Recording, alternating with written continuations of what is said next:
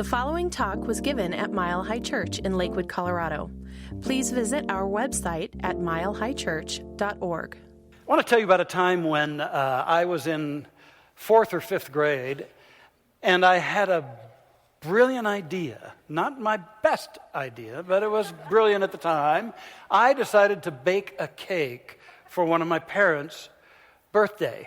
I'd never done that before, but I rushed home from school before my parents got home from work, and I grabbed a cookbook, and I dived in, and I got all the ingredients and poured them all around and stuff.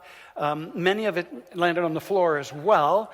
And I was doing pretty well, and I got in the book to the place where it said baking soda, and I had no idea what that was, and it only asked for a little bit, and I didn't know if we had any, so I just said, who cares? I won't add that. I just added extra sugar, and then tossed it into the oven and turned it on and felt I needed a reward, so I went and started watching TV and kind of lost track of the time, and about the time my mother walks in the door, she says, "What is that smell?" And I said, "Oh my God," and she goes in and sees the disarray in the kitchen, and we take out the pan, and there's this slate-thin, rock-hard piece of something in there that nobody would ever want to try to eat.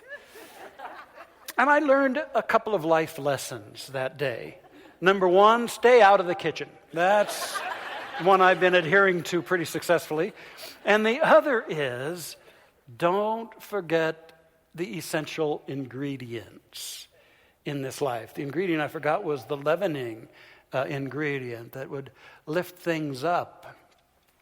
Today, we continue with our Spring Renewal Program, our theme being the resurrection of heart. It's really a wonderful opportunity for this 4-part series that culminates on Easter Sunday to lift up the metaphysical and powerful meanings of the Easter story for people of all faiths, and especially then to highlight that the mission of that great teacher was to help us understand the most essential ingredient in life, and that is love, and that is born of the heart.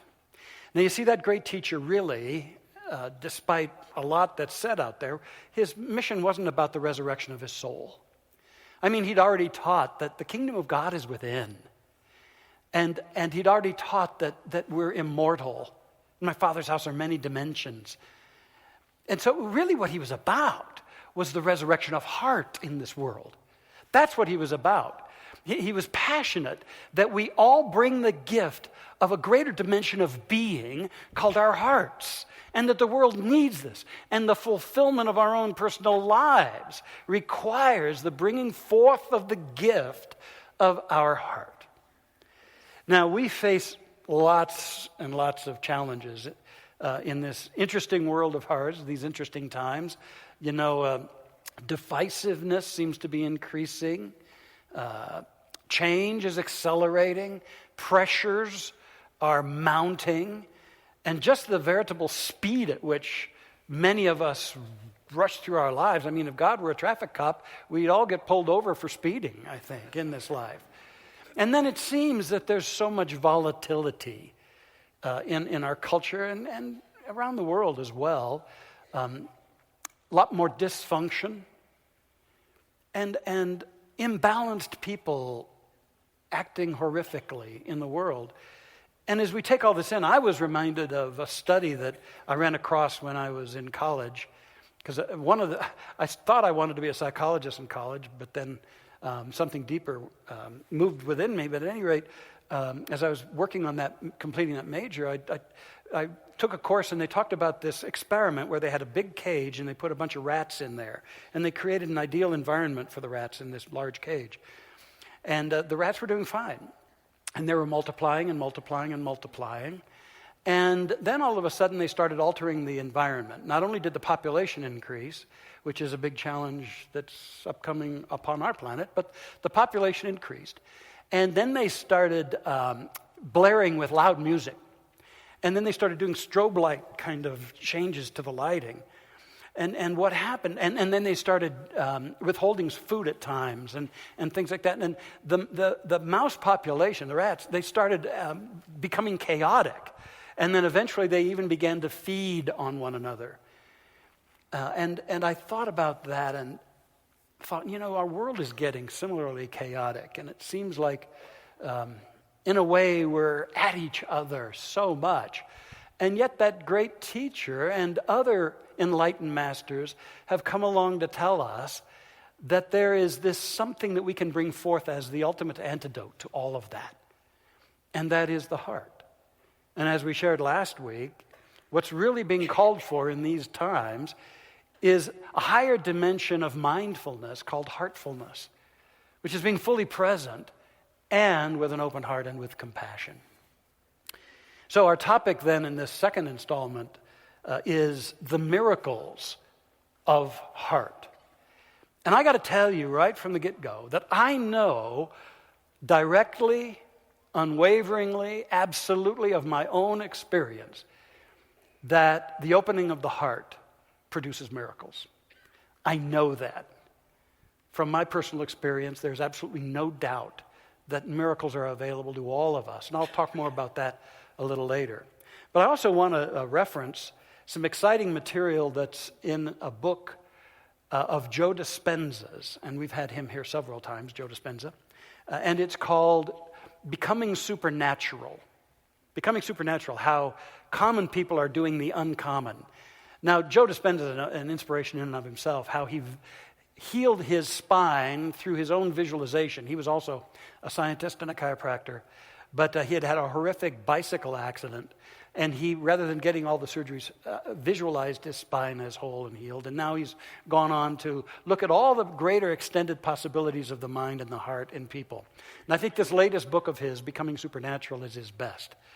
In it, he shares a lot of the current research about the power of the heart. And it is so wonderful that this ageless wisdom about the heart is now getting scientific validation in research. And he quotes his own research, but also that of the Heart Math Institute, who for several decades have been doing a lot of this research, and other people as well. And it kind of gets complicated at times in the book. But the bottom line is that the heart, and this is being proven scientifically as well as spiritually, the heart is the most powerful and intelligent center that we have.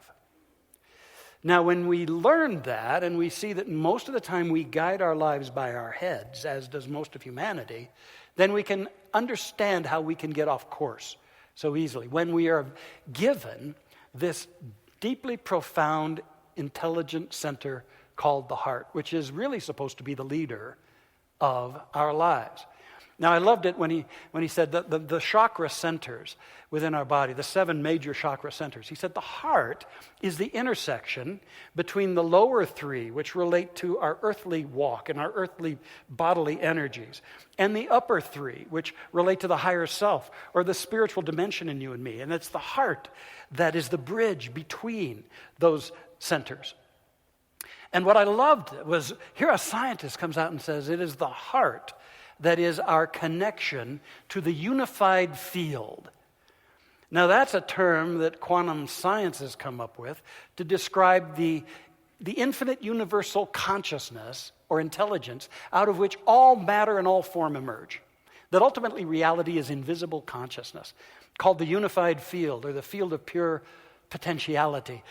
And what Joe and others are saying is that it is the heart in every one of us that is our connection into this unified field. Now, we have been teaching around here for a long time that every one of us is an individualized center within the infinite mind, an individualized free-thinking center within the infinite mind. And this is exactly what we are being told when we understand that it is through the heart that we access this field of limitless intelligence, which is also why, I'm getting excited about this stuff, by the way, which is also why they have shown that the heart is precognitive. The heart knows what's coming down the pike to you many seconds before your brain or your body know. So there's a part of you that's hanging out in a greater field of knowingness. But if you've got that heart closed and constricted, you're not getting access to that deep wisdom and that great power. So what they call that openness is coherence, the heart coherence. And when we have a coherent heart, then that balances all of the other energy centers in our being. Joe Dispenza writes about this as the heart bridge. He says, it's our bridge to greater levels of awareness and energy, as well as the center where our divinity begins. Yeah, right here in the heart. It serves as our connection to the unified field and represents the union of duality or polarity, meaning it's in the heart that we resolve all the pairs of opposites and we arrive at unity. When you are in a heart-centered state, the wholeness you feel consumes any feelings you may have of want and lack. From this creative state of wholeness and oneness, magic begins to happen in your life because you're no longer waiting for something outside of you to provide relief from the internal feelings of lack, emptiness, or separation. Instead, you are becoming more familiar with your new ideal self and creating new experiences of yourself. Such a powerful center. It's not just this mushy little place, oh, I feel a little romantic love. No. It's a powerful bridge into the infinite and to our greater capacities. But the thing that makes us incoherent or the heart incoherent is stress. Stressors of various kinds, the kinds I mentioned that are so rampant nowadays, but also how debilitating it is to hang out in perpetual states of resentment or anger or jealousy or fear or frustration or impatience. Those are all very catastrophic debilitators. That they make it difficult for the body to maintain its homeostasis, they're saying. And also, it begins to draw from the invisible energy field that surrounds every one of our bodies. And it saps us of the vital life force. But I think even more tragically, when we live with an incoherent or closed heart, we cut off our higher creativity. And that's what's so exciting, is how the heart, it plays a key role in our ability to be creators in this life, as we're designed and destined to be. So he talks about this. He says, in order to create a new future, whatever your future dream might be, in order to create a new future, a person needs to marry a clear intention, which means a coherent brain, a clear intention with an elevated emotion, meaning a coherent heart. Heart Math Institute's research has proven that by combining an intention or thought with a feeling or emotion, we can change our biological energy. And when we change our energy, we change our lives. And we begin living in a new future, living as the creators of our reality. How exciting is that? So it's as though this sense of practicing elevated emotions, not waiting for things out there to make you happy or grateful, but activating those higher levels of energy, it creates a new emotional baseline for your life. And when you have that new emotional baseline, it sponsors or draws forth higher thoughts. And so you find yourself in a whole new way of being, whereby you're not a puppet of the world in terms of what you feel. You're choosing your feelings, aligning them with a high vision, and becoming a powerful co-creator, or manifesting what we around here called Christ consciousness. We believe that the great teacher wanted to awaken us to the anointed part of us all. That he didn't come here to be the only Christ, but to awaken the level of awareness called Christ consciousness, where we are partnering with God for the further evolution of all of life on our planet. How powerful and beautiful is this? Miracles of the heart. I love it. I love it. I love it. I love it. So I want to share with you the kinds of bridging out of old feeling states and into new ones that will produce the kinds of miracles that we are seeking. The first is the miracle of going from fear to faith. From fear to faith. Through the opening of our hearts, we can sense that we're not as weak as we may have assumed ourselves to be. That we have a deep courage. That very word courage comes from the root word of heart. That there's a courage in us. And as our heart energy starts presencing, we begin to consider that we could do things we didn't used to think we could do. That we don't have to be constricted by our fears. We can have a deep and abiding faith in ourselves and in the life energy working through us. From fear to faith. I read a newspaper article about a couple who were unable to conceive their own baby, and so they decided to adopt. And so they chose to adopt from a poorer country to do some additional good in the world. And they were delighted in a couple of months to have a new child, a 2-year-old baby boy from India, a beautiful baby boy. But in the months that ensued from that, they found out that this baby boy faced some very grave challenges, physical challenges. First of all, they discovered he was nearly totally deaf, and that he would be most of his life. Then they later discovered that he had cerebral palsy, which wouldn't affect his intelligence, but it would affect his mobility and his ability to get around. And so they dealt with that. First of all, they taught him and learned themselves sign language, interpreting, so that they could communicate. And then they eventually, once he was old enough to begin to move around, got him a small wheelchair so he could move, learn to be mobile. And then they also formed a support group of other parents who had adopted children with disabilities. But then they went to another level, because they didn't want their precious child to feel isolated. They wrote a letter back to that agency in India and asked if they could adopt another child who is deaf. Now imagine that response. You've adopted a child and you discover that child is deaf and crippled. And instead of hanging out in fear and self-pity, you actually ask for a second child like that. And the newspaper clipping shows these two children hugging, radiant together and hugging. Yeah, the heart shows us a greater power within us. And we can reclaim a faith in ourselves and a faith in our God. Oh, another miracle is that we can go from judgment to joining. And so much judgment, harsh, biting, cutting judgment is typical, isn't it? And yet what the world is so yearning for is to come together. It's to transcend the judging and join at the level of heart together. And we can all be a part of that. As we open our own hearts, then we can become forces to transcend the common judgments and join. Bring in a unifying. One of my favorite authors, who's also a minister, is Robert Fulghum. And one of my favorite stories he tells is about a wedding that he officiated at that was rather fraught. And any of us who are ministers know that some of our most interesting stories have happened at weddings. They're very interesting things.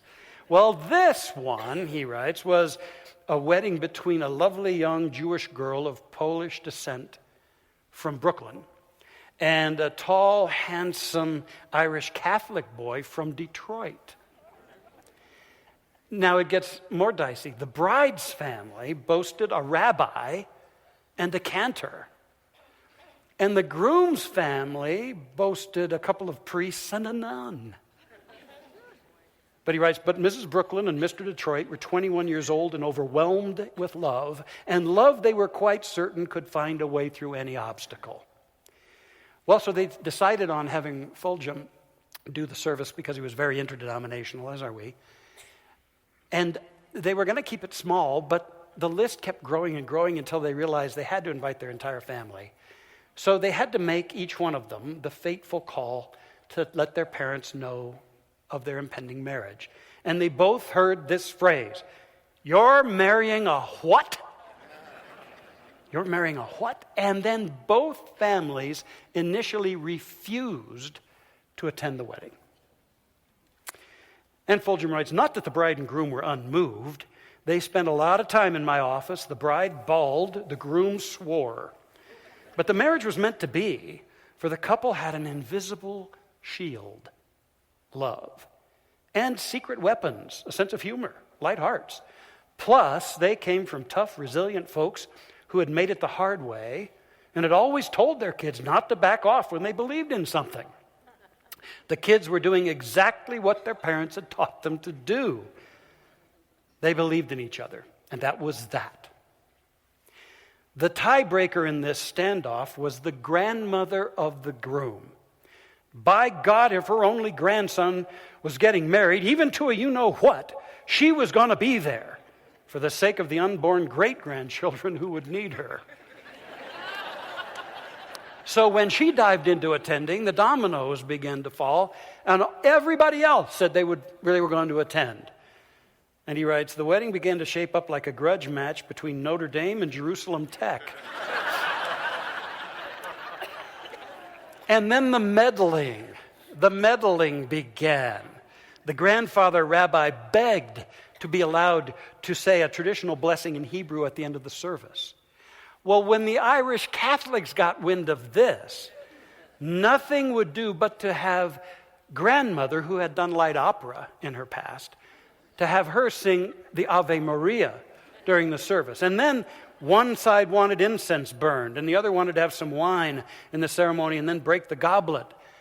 And the bride and groom could do nothing but nod their heads and smile and say, whatever, whatever. So it came the wedding day. And he says the families dug in on either side of the aisle, but the love of the couple was so palpable and so obvious. It came to their vows. And they looked deeply into each other's being, and they spoke them with such heart.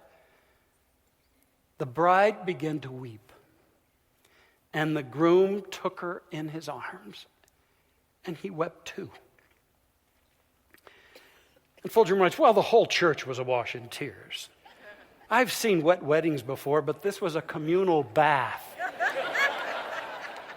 The whole thing ground to a halt while everybody had a good cry, myself included. And then 73-year-old grandma sang Ave Maria with incredible passion, magnificent. She got a standing ovation from the Brooklyn Jews. And then grandfather rabbi laid a blessing on the couple that was equally incredible, and he got a standing ovation from the Irish Catholics. Then the wedding was finished, and they went to the reception, and there was a polka band there, and the couple danced. Then grandfather rabbi asked grandmother opera to dance, and everybody roared and joined in. The healing was complete. And Fulgham writes, in the end, the bride and groom had been right. Love is more powerful than prejudice. When love is allowed in, it prevails over just about anything. Epilogue. A year later, close to the couple's first anniversary, I received a postcard mailed from a cruise ship in the Caribbean. From the bride and groom, I assumed. But no, it was from the parents of the bride and groom who had become great friends and were cruising together. How we can open our hearts and go from judging to joining. A miracle that we need more of. And then we also can experience the miracle of going from powerlessness to purpose. To open our hearts and dissolve that something that says, I really am insignificant. I don't matter. And everything is too big for me, including my own dreams. But to open the heart and let this wonderful something called passion come forth. That is something that says, I don't know how, and I may not even yet know what, but with an open heart, I sense that I'm here for a purpose. If you want to find your purpose, you got to hang out in and open your heart, because that's where it is. Your real purpose, your soul purpose, abides in the heart.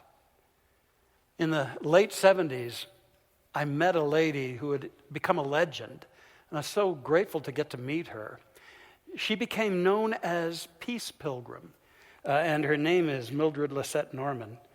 And she had been troubled by all the conflict and violence in the world. And mostly she just fretted about it. And we all tend to do that a little bit.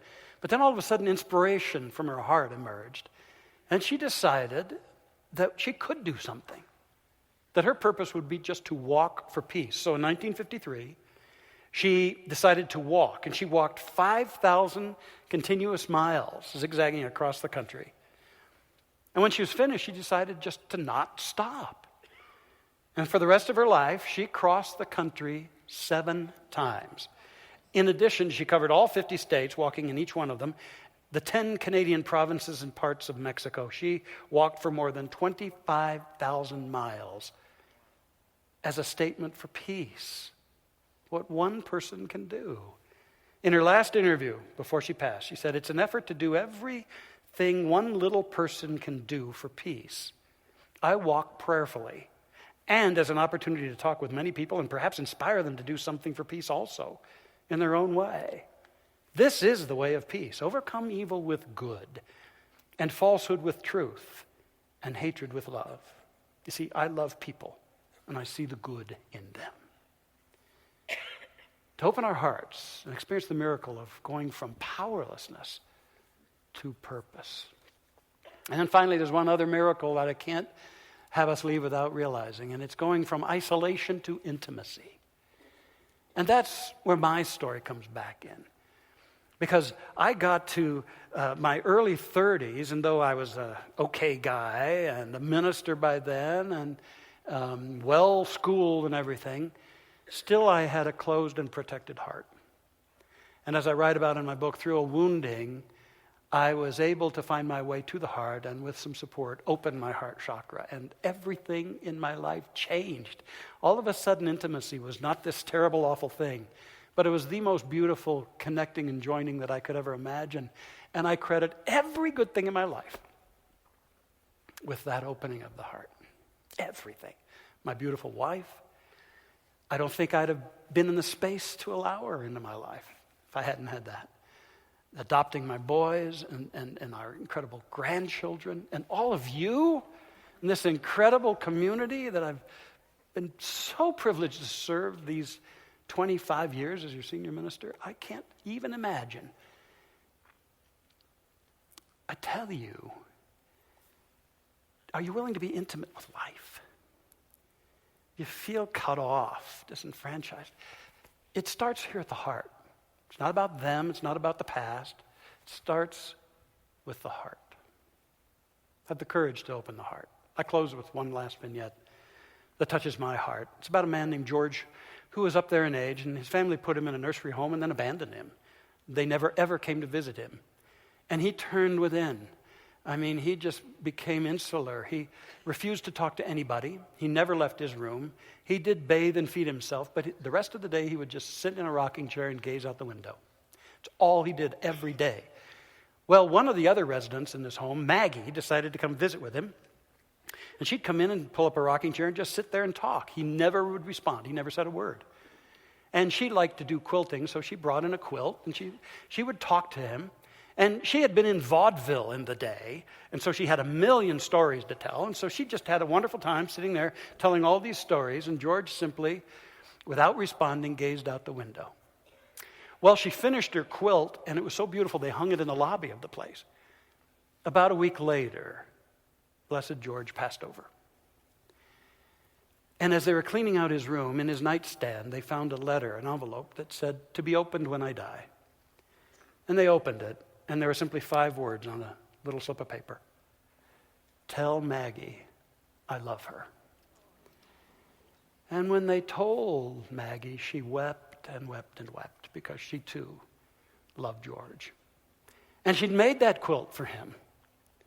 And that's why George was buried, wrapped in Maggie's quilt. And you know, there's something wrapping around you and me. It's this wonderful divine love that enfolds us and wraps us and wants us to have the courage to know that it's being an instrument of heart that is the key to our greatness and the solution to every personal and collective problem we face.